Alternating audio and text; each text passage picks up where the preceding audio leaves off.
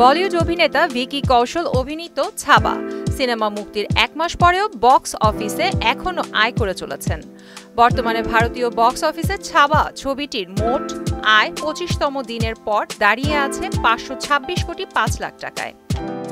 ভারতীয় গণমাধ্যমের এক প্রতিবেদনে বলা হয়, মুক্তির পর চতুর্থ সোমবার ভিকি কৌশল অভিনীত এই ছবিটি 5 কোটি টাকা আয় করেছে।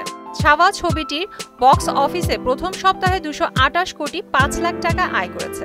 দ্বিতীয় সপ্তাহে সেই আয়ের পরিমাণ গিয়ে দাঁড়ায় 180 কোটি 25 লাখ টাকায়। তৃতীয় সপ্তাহে ছবিটির আয়ের পরিমাণ ছিল 84 কোটি 5 লাখ টাকা।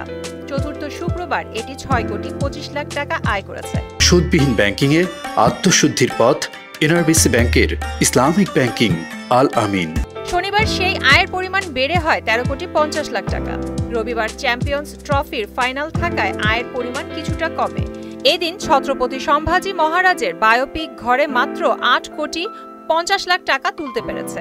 ভারতে 530 কোটির দোরগোড়ায় থাকলেও বিশ্বজুড়ে ছাবা ছবিটি 700 কোটির মার্ক টপকে গেল।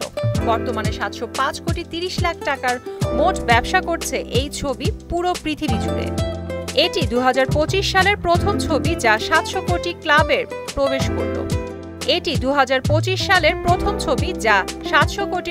প্রবেশ করল।